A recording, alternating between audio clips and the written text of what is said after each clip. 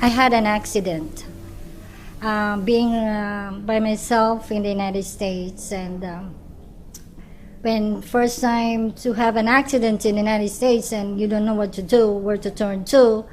So I have this friend of mine that told, because I have to make a police report.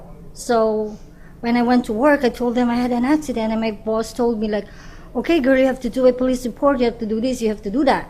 So I told them what had happened, and my boss was saying, oh girl, don't do that, don't say that, because your insurance will go high, and this, and the police will go this, and blah blah blah. And I said, but that's what the truth. And I said, my friend told me, like, girlie, you cannot fool the police. You can fool the police, you can fool the judge, you can fool everybody except one person.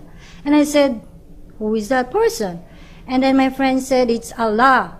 And I said, who is Allah? And then, Allah is, God.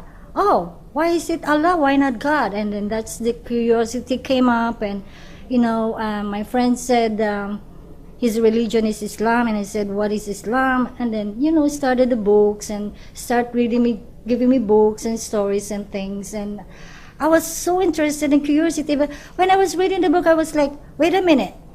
It doesn't seem like any difference with the Catholic. These are like almost the same. But when they gave me the Quran, and I was like, oh my God, it's just like, I was like, it's so deep.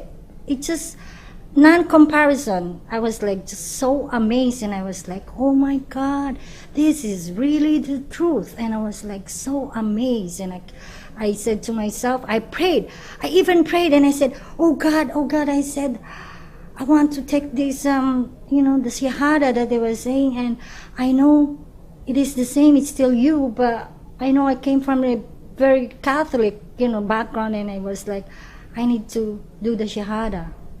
And that was the 9/11, 2001, and that's the hardest, because 9/11 is just happened, and it was like, even at work, even at school, not at school, but I'm working, everywhere I go, I was first time I wear my hijab, and they're giving me this bad finger, and I was like, what are you doing? I was just wearing my hijab, and I even laid off because of wearing my hijab at work. But I was like, oh well, I don't care. I'm a Muslim. I love it.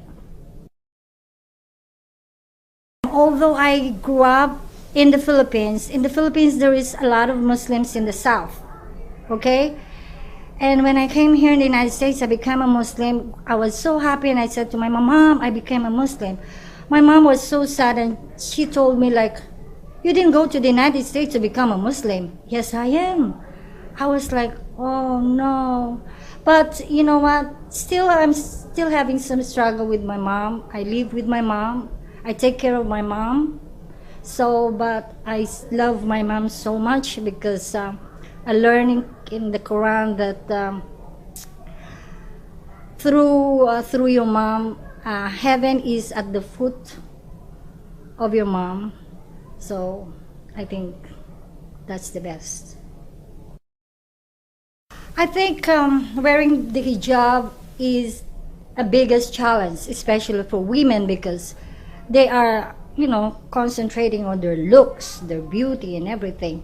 But recently, I had this. I saw a line, and it says here that if being beautiful in the eyes of the Creator means being ugly to the eyes of the created, it's worth it. I'm telling you, it is worth it. It doesn't matter what you look, you like. What is important is what's inside of you. That's the best thing. Because everything will fade. Everybody will go old and die. But, what's inside is the most important thing. And that's gonna last. And that's not gonna fade. Ramadan is the best thing, because it's just like Christmas. It's a gathering, and at first, before you fast, and then when you fast, it's just like you feel the way how poor people, hungry, and you kind of like empathize with them, how it is, to be hungry, and feel how to give back to the people, and the other thing is Ramadan. My first encounter with Ramadan is you have to do the dates, and I was like, where am I gonna buy the dates? I don't know.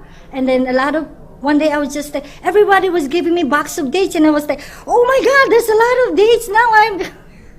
I'm just by myself, but this is a lot of dates for me to consume. And I was like, oh well, Alhamdulillah, thanks for all those people who was giving me the dates.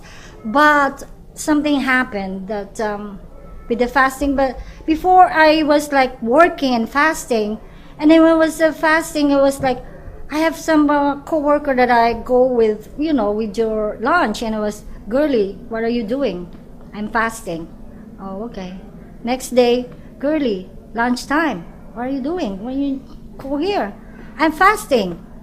Are you dieting? No, I'm not. I'm fasting. Is fasting dieting? No, it's not. Fasting is like cleansing. Oh, okay. So, and then what happened is I'm sad now because I kind of not perform really the fasting because I had an aneurysm. So Allah gave me a second life, and they told me that since my aneurysm, I could not really fast, because when I fast, I kind of have a headache.